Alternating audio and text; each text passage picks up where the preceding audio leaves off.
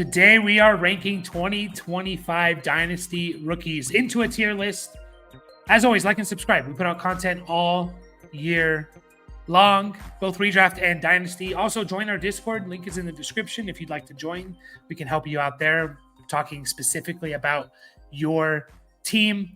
But in today's video, we are looking at some Dynasty rookies. I put out a couple videos just kind of getting the names of the potential 2025 Dynasty rookie class out there. And these ones I'm ranking kind of my rough top 24.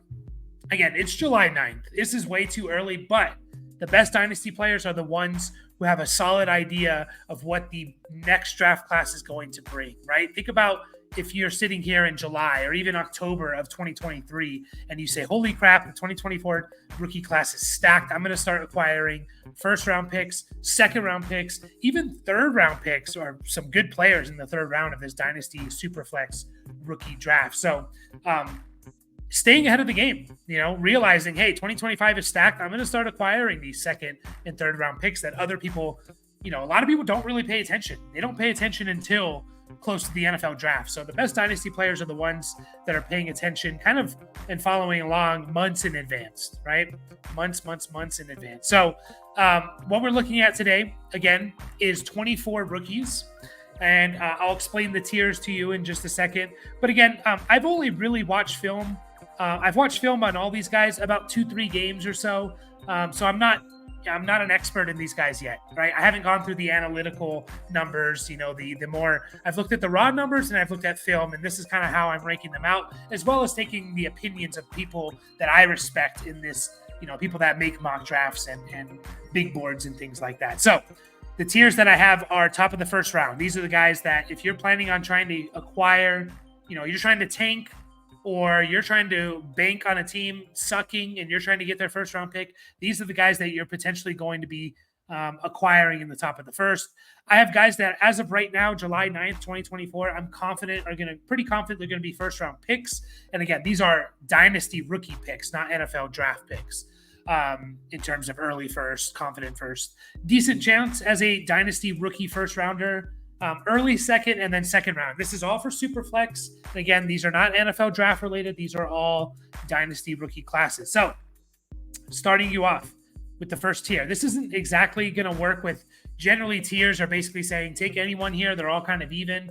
Marvin Harris, CeeDee Lamb, Justin Jefferson, Jamar Chase. They're in a wide receiver tier. Take whoever you like the most. This is a little different, but again, these are the guys that I think are going to be going in the, as of right now, in the early first round of a Dynasty Rookie Superflex 2025 draft. Carson Beck is, for a lot of people, the number one quarterback out of Georgia.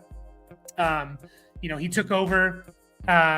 He took over at Georgia. He played a little bit in 2021, but really it was 2022, but really it was 2023 where he started to, he took over as the starter, threw for 24 touchdowns, 6 interceptions.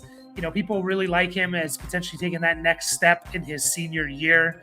And they kind of project him to be a top 10, top 15 pick. Now, if I were to rank him, compare him to this year's 2024 draft class, Caleb Williams, Jaden Daniels, and Drake May would all be comfortably ahead of Carson Beck, in my opinion. You can start making conversation when it comes to guys like Bo Nix, Michael Penix, JJ McCarthy versus Carson Beck. So it's not quite a generational guy, but it's a good chance of being the number one quarterback taken. Also, Shedeur Sanders out of Colorado. I think he has a really good chance as being the number one quarterback as well. If he can get an offensive line to block for him, it's going to be exciting to see what Colorado does, right? Just last year, he did throw for 3,200 yards, 27 touchdowns, only 3 interceptions. I think he can run a little bit, although he doesn't really do that in college, but it's kind of like Justin Fields. I think he can run a little bit more than what maybe he's going to do in college, maybe for injury reasons or whatever. But Shedeur Sanders, Carson Beck, those are the two quarterbacks right now that are kind of headlining this draft class. I think they both have a really good chance of being top 10. And again, quarterbacks always get pushed up because it's a huge position of need. So they could be, if they have good seasons, the number 1, number 2 overall picks or top 5. There's 2 more guys in this tier that Luther Burden, the wide receiver out of Missouri, Luther Burden is potentially the best wide receiver in the draft class. I think I have him as my wide receiver 1 as of right now. Monster season last year, 86 catches, 1,200 yards, and 9 touchdowns. That is Luther Burden. He is, 5'11", at 5'11" or 6 foot, 210 or so. So he's good size. And again, it kind of goes back and forth between him and Tet McMillan. Yeah, Tet McMillan out of Arizona. Both these guys are potential top 10 picks in the NFL draft. So we're talking about maybe 2 wide receivers as top 10 picks. To me, these are the 4 players that if you're trying to acquire a top 4 or top 5 Dynasty rookie pick, you're hoping to get in that range. These are the 4 guys that are potentially one of these 4 you're going to be taking in the top half, in the top quarter, or top third, I guess I should say, of the Dynasty first round.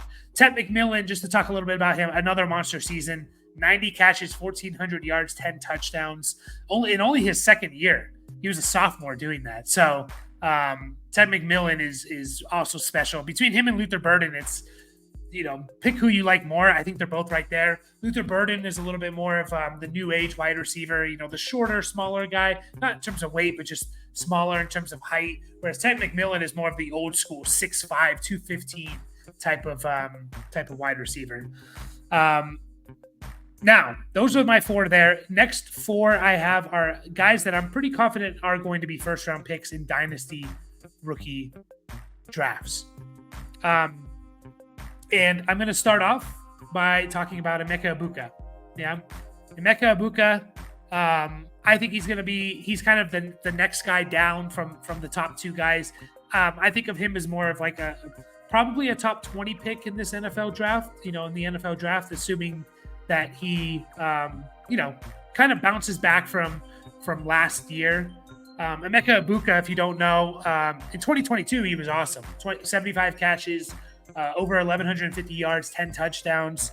Last year was a little bit disappointing. He missed some time, but even in the games he played, 10 games, he only put up 40 catches and 500 yards and 4 touchdowns. So that's kind of why he went back to school, in my opinion, was because, he wants to come off a big year. And I think he can do that, right? I think he can do that. I think he can have a big year. And I'm excited to see Emeka Egbuka, who could potentially rise up this draft board. I'm excited to see kind of where he lands, but he to me, there is a tier down from Luther Burden and Tet McMillan, but still very comfortable. I think he'll be a first round pick, in my opinion. Colston Loveland, the tight end out of Michigan.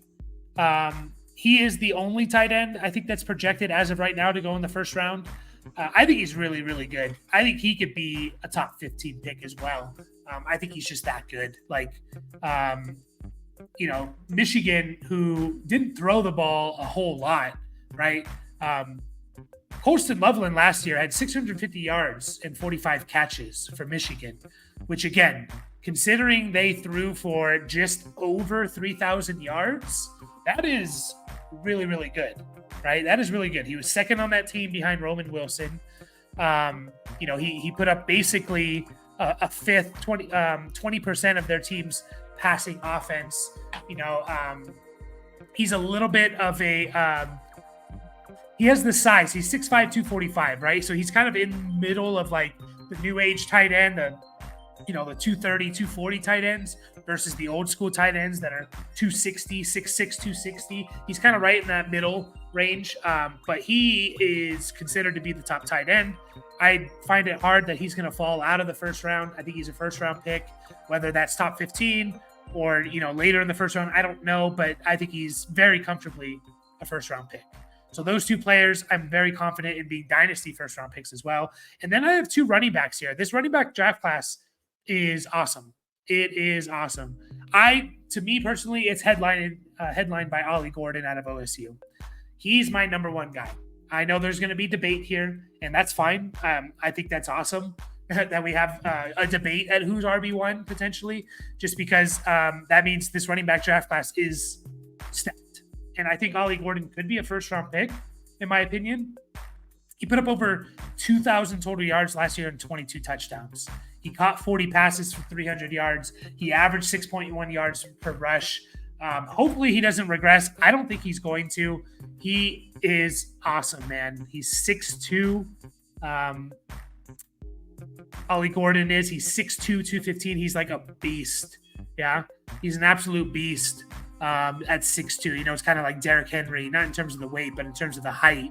Just like this big running back, potentially runs like a low 4.4. He's my number one guy, but a lot of people are going to have this guy, Quinshon Judkins, who, even though he has the Ole Miss background in his profile picture, is going to Ohio State, which is very, very interesting because Ohio State has another running back that we're going to be talking about, who a lot of people thought was the number one running back kind of heading into the 2023 season. But we'll talk about him later.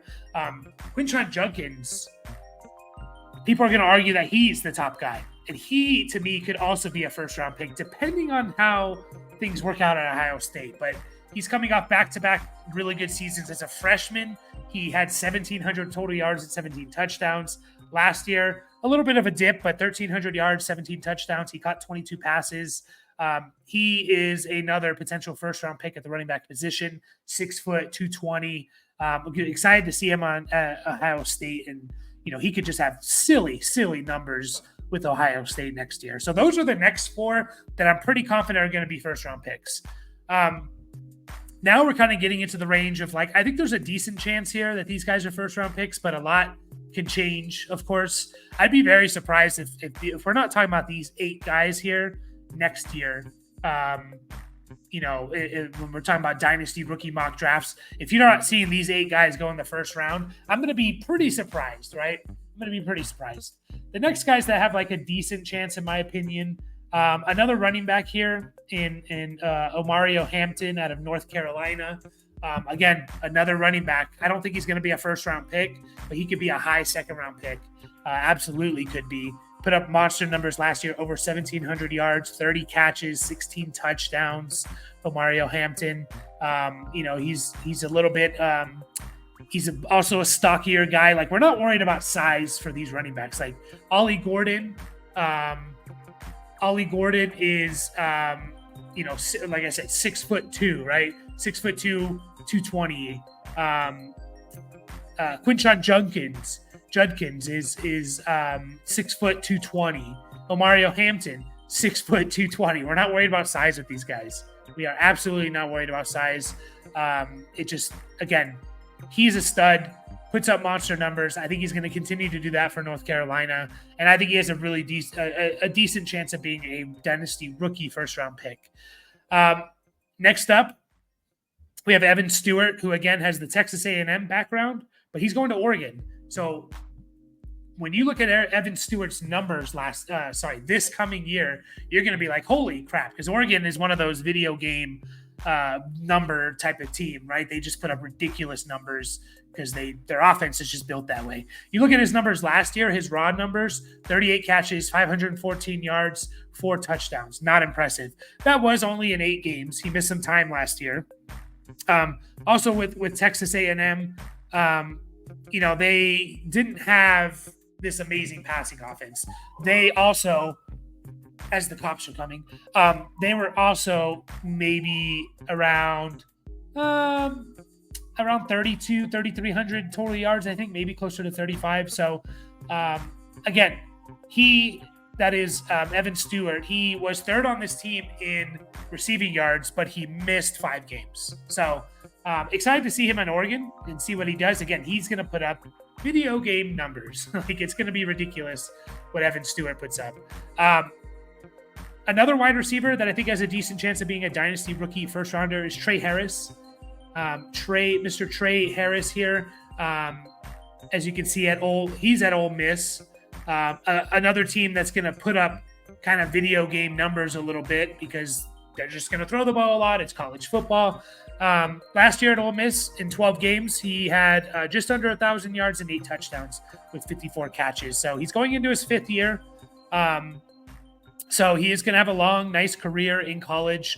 But going into his 5th year here, he did already lead this team in receiving yards, so he could just even take that next step up, especially because, they just lost a guy like Quinshon Judkins. I want to say Judkins. I don't know why. Judkins. There's going to be some rushing production taken from there. And then there's one more guy here. That's Quinn Ewers. A lot of people have him as like a fringe first rounder, comfortably that third quarterback in this draft class as of right now. I'm not a big Quinn Ewers guy. I watched a lot of Texas football last year, and that team just should have been better. They really just should have been better. Like, he had so many weapons. Xavier Worthy, a first-round pick. Adonai Mitchell, a second-round pick. Jonathan Brooks, a second-round pick. Jatavian Sanders, right? Jatavian Sanders was a fourth-round pick at the tight end position. Jordan Whittington, they had another receiver drafted in the NFL draft last year, and there was just too many games that Texas was just like, what's going on? Like, why aren't you putting up points, right? Like, what? I don't know. There was just too many games like that, in my opinion. A little bit of inconsistency. Hopefully he can be a little bit more consistent, but I don't think he's going to have a better receiving core than he did last year. So, he gets a couple guys, one of them that we're going to talk about, but I don't know. I could see Quinn Ewers kind of falling off the draft board a little bit. But anyways, those are kind of, again, if I had to put money on the 12 first-round picks right now, these are the 12 Dynasty first-round picks that I would put money on. It gets a little bit sketchier when you're talking about these guys. These 8, I'm pretty confident in. These 4, I'm a little bit less confident in. And now as we get into the second round, you're even less confident in these guys. But there is a couple guys that I'm fairly confident are going to be, second round Dynasty rookie picks, potentially higher, right? Potentially higher. Mitchell Evans out of Notre Dame, the second tight end on this list.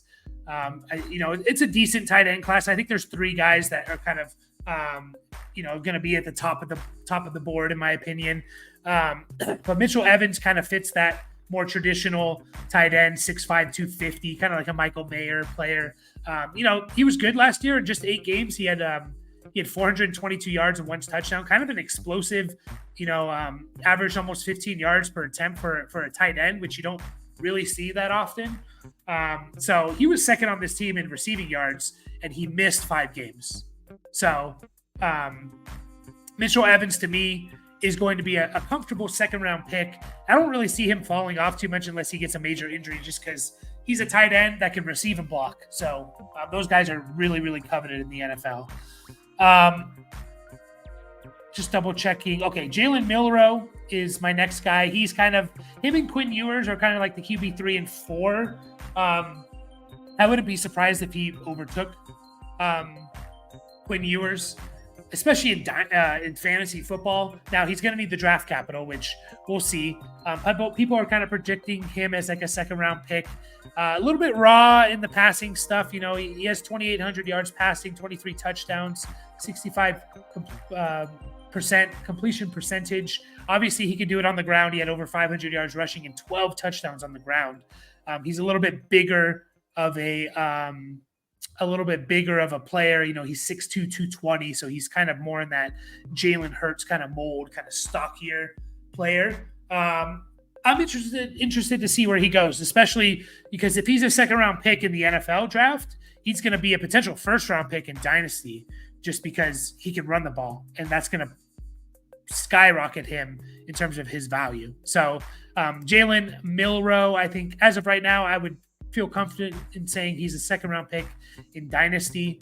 Ashton Jonty, I think I'm saying that right. There's a couple guys where I'm going to have a problem saying their name, but Ashton Jonty is kind of, we're talking about this draft class of running backs here.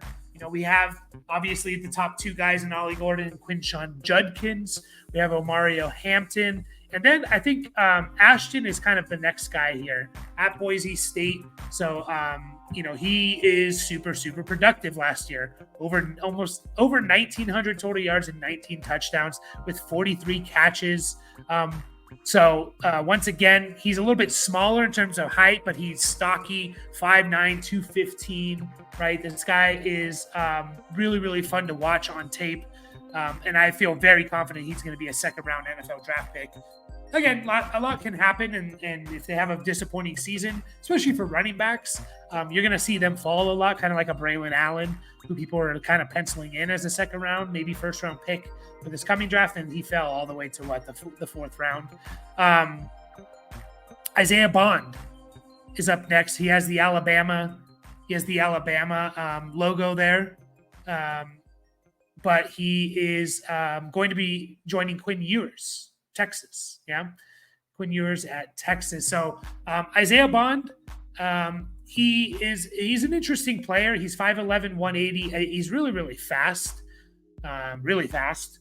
At Alabama last year, he put up 50 catches, over almost 700 yards and 4 touchdowns, which again doesn't sound impressive, right? Well, Jermaine Burton, who was just drafted in the 3rd round by the Bengals, put up just under 800 yards and 8 touchdowns. So, in terms of the percentage of the passing yards, he had a pretty high percentage. So, Isaiah Bond, I'm excited that he's going to be Quinn Ewers there at Texas. And then I believe I have one more. Yes, Tez Johnson is up next. Tez Johnson, another Oregon receiver who's going to put up some video game numbers.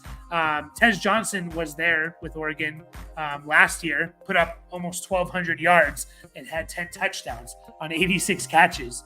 Expect him to put up another number like that, right?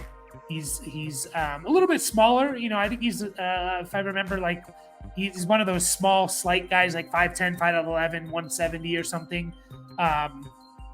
But again, he's going to put up some awesome numbers. And then to round out this list, I have 7 guys that I think, as of right now, in my opinion, if I had to choose, these guys are 2nd round Dynasty rookie picks. Okay, we have Xavier Restrepo, I believe it is, out of Miami.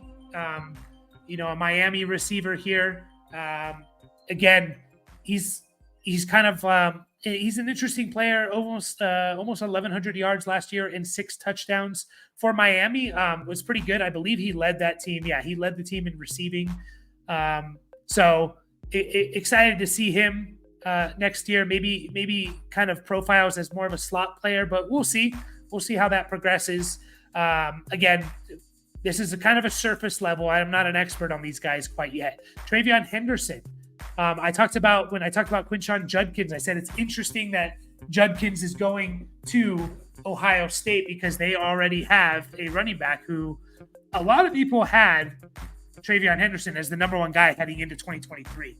And he was disappointing, to say the least, right? It's not what we expected. Again, he still had over 1,100 yards, 11 touchdowns, and things like that. And he missed a few games. So it wasn't like, oh my God, he's so disappointing. It's just, I think we were expecting a little bit more. I actually expected Travion Henderson to come out this year, especially given a weak running back draft class and the fact that Quinshon Judkins is coming over.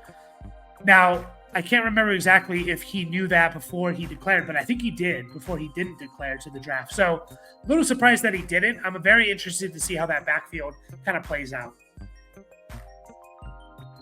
5 more guys here. 5 more guys.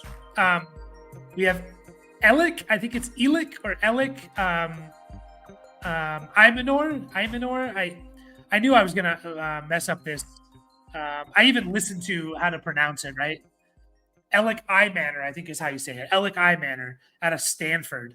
Elick Imanor out of Stanford.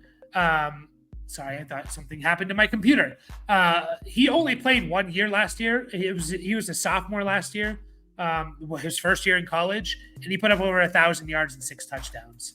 Like, this guy could have kind of some freaky numbers for Stanford as well. Like, that's pretty damn good considering they did not throw the ball a lot. He had 1,013 receiving yards. Second on the team was 400.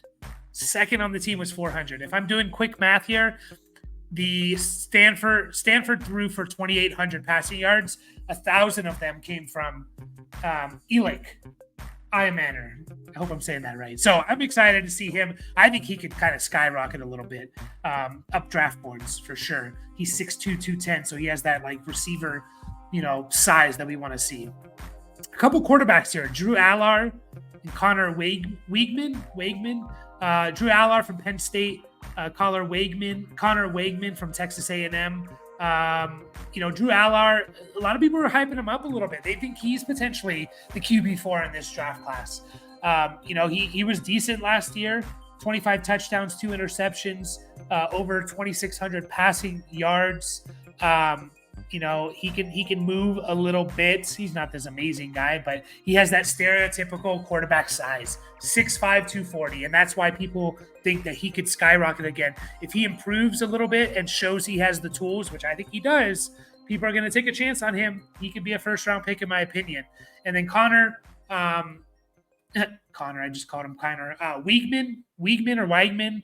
I'm not 100% sure on that pronunciation, but he's another player that could, move up draft boards a little bit. 6'3", 215, so a little bit less of that, stereotypical quarterback size. But, you just look at some of his numbers from last year. He didn't really play that much last year. Yeah, he did not play that much last year. He started off the season, and then I believe he got hurt, if I remember correctly. But he started off the season pretty well. I think he got hurt that Week 4 game against Auburn. I forget what he hurt, but he started off well. He threw for 236-5, 336-2, 337-1, and then he got hurt. So I'm excited to see him kind of bounce back and see what he looks like this year, and hopefully he can stay healthy. And then we have 2 more guys here. We have Luke Lackey, the next tight end out of Iowa. Every year we get these Iowa tight ends. I think last year was Eric All. This year it's Luke Lackey, who, once again, only played in 3 games. Only played in 3 games last year, and then he got hurt, I believe. But his first 3 games, he essentially played in 2 games, right? His first 2 games, 7 for 73, 3 for 58, and then I think he got hurt in that Western Michigan game, didn't record a catch in Week 3. So he's a pretty highly rated prospect, and he could move up draft boards just because, you're a little hesitant because we still need to see it, but we think that he can put it together. We just need to see it. And last year we didn't get to see it. And then Jaden Ott is the last running back I have on this list. And he kind of rounds out this second round. Jaden Ott, running back from Cal, almost 1,500 total yards and 14 touchdowns. Once again, no, we're not worried about size. 6 foot, 210. So excited to see Jaden Ott. There you have it, guys. We will be updating this as we progress. Let me go back and share that with you. As we progress throughout the college season, going month to month and seeing who's moving up, who's moving down. Very important to track those things, in my opinion. And there you have it. As always, like and subscribe to the channel. Hope you guys enjoyed the video, and we will catch you all in the next one.